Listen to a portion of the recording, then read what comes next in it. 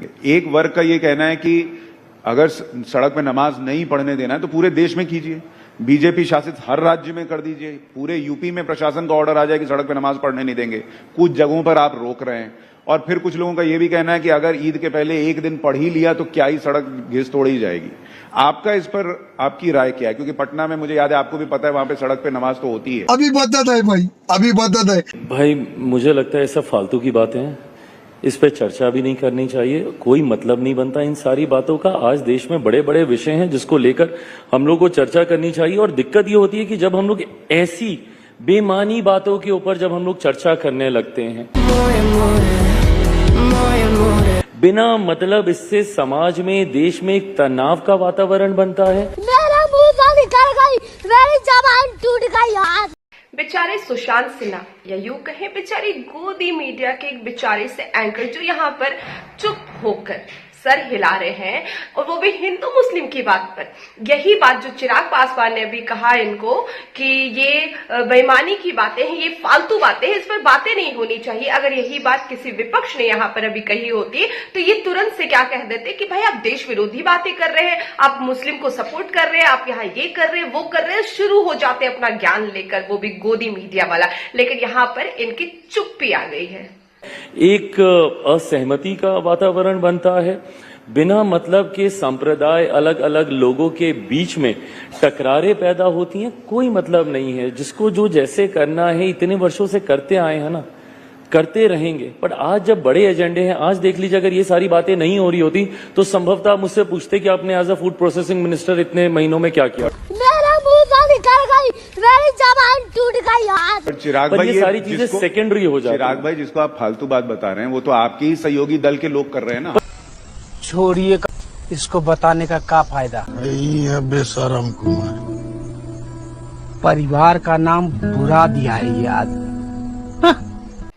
सही बात है भाई। अब देखिए, सुशांत सिन्हा कह रहे हैं आपके सहयोगी दल वाले ऐसी बातें कर रहे हैं, आप भी करिए ना, क्योंकि हमारी न्यूज की जो टीआरपी है वो तो इसी से चलती है। क्योंकि आप देखिए, चाहे कोई भी इंटरव्यू हो, कोई भी न्यूज हो, कुछ भी हो, इनका प्रोग्राम बिना हिंदू मुस्लिम के इनका प्रोग्राम ही पूरा नहीं होता। फिर भी ये अकबकाए हुए हैं। जैसे ही चिराग पासवान इनको जवाब दे रहे हैं कि भाई ये सारी चीजों पर बात ही नहीं होनी चाहिए, आपको तो सवाल ये पूछना चाहिए कि as a food processing minister मैंने क्या किया। और हो सकता है कि यहाँ पर चिराग पासवान अपने बातों को लेकर आए होंगे, या उन्होंने इस क्षेत्र में जो काम किए हैं उन्होंने सोचा कि अगर इससे सवाल पूछे जाएंगे तो हम ये जवाब यहाँ पर देंगे। लेकिन बेचारे हिंदू मुसलमान करने से इनको फुर्सत हो तभी तो, इसलिए तो पूरे छटपटाए हुए कि भाई कर दीजिए, ये बातें कर दीजिए, आपके सहयोगी दल वाले कर रहे हैं, आप भी थोड़ी सी बातें कर देंगे, हमारा टीआरपी बढ़ जाएगा भाई।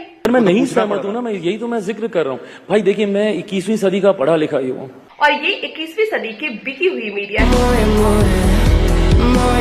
मीडिया है जिनको गरीबी, बेरोजगारी, महंगाई, या यूं कहे कि देश के विभिन्न मुद्दों पर कोई भी चर्चा नहीं कर रही है। क्योंकि हिंदू मुसलमान जब ये करेंगे तो इनकी टीआरपी होगी हाई और इनकी होगी अच्छी खासी कमाई। मुझे इन सब बातों से, और मैंने इस बात को बोलते बोलते मैंने कहा है कि धार्मिक विषयों में नहीं इंटरफेयर करना चाहिए, वो व्यक्तिगत आस्था का विषय है। मैंने जब इफ्तार दिया, मैं तिलक लगा के गया हूं। अब उसको लेकर अगर ये विवाद खड़ा किया जाए, भाई मेरी आस्था है ना इस पेपर, वो मेरी व्यक्तिगत आस्था है। मैं आपके धर्म का सम्मान करने के लिए मैं अपने धर्म के संस्कारों को तो नहीं भूलूंगा ना। बट ये सारे बंद कमरे के पीछे की बातें हैं ना, ये व्यक्तिगत आस्था का विषय है। कईयों की आस्था होती है, कईयों की नहीं होती। कितने हिंदू हैं जो तिलक नहीं लगाते हैं, तो क्या वो हिंदू नहीं है? करा ली बेइज्जती। हाँ भाई, कैसी लगी? आगे स्वाद। चिराग पासवान ने इतनी बड़ी बात कैसे कह दी कि जो तिलक नहीं लगाते वो हिंदू नहीं है क्या? हम उन्हें हिंदू नहीं कहेंगे क्या? हाँ चिराग भाई, बिल्कुल सही कह रहे हैं आप। आपको पता नहीं है शायद, ये जो गोदी मीडिया जो बैठी हुई है यहाँ पर, इनका काम ही वही है। ये दिन रात बस यही करते हैं कि इसने तिलक नहीं लगाया तो ये हिंदू नहीं है, इसने सरकार के खिलाफ ये बात कही तो ये हिंदू नहीं है, इसने किसी पॉलिसी के अगेंस्ट में कुछ बोल दिया तो ये हिंदू नहीं है। तो ये बैठकर बस हिंदू मुसलमान ही करते हैं, इनके अकॉर्डिंग यही इनका काम ही बचा हुआ है। बट ये सारी व्यक्तिगत आस्था का विषय, इसको क्यों सार्वजनिक तौर पर या इसको क्यों जनरलाइज करने का प्रयास किया जा रहा है? मैं अपने सहयोगियों की भी मैं बात कर रहा हूं। अगर आप उनका भी नाम लेकर बोल रहे हैं कि वो लोग ये करते हैं, मैं इस राजनीति से सहमत नहीं हूं। मैं मानता हूं कि आज की तारीख में there are bigger issues, there are bigger things that needs to be addressed and we need to talk about that rather than just talking about Hindu and Muslims. देखिए, ये आप बड़ी बात कह रहे हैं कि भाई आप अपने सहयोगियों को भी कह रहे हैं कि इसकी जरूरत नहीं है, जो आप कर रहे हैं उसकी जरूरत नहीं है कि आप सड़क पर ये हो रहा है वो हो रहा है जो भी चीज है। चलिए यही आपकी साफगोई लोगों को पसंद भी आती है।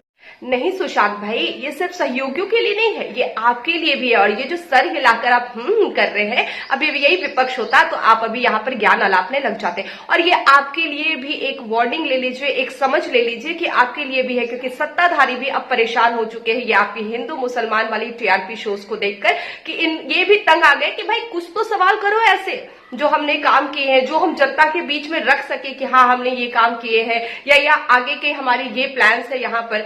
तो आखिरकार आपके ये सवाल कब होंगे? और जब भी कोई इंटरव्यू हो, जब भी कोई शो हो, जब भी कोई डिबेट आप करा रहे हैं सब में हिंदू मुसलमान, भाई बिना इसके आपके शोज नहीं बढ़ सकते हैं क्या?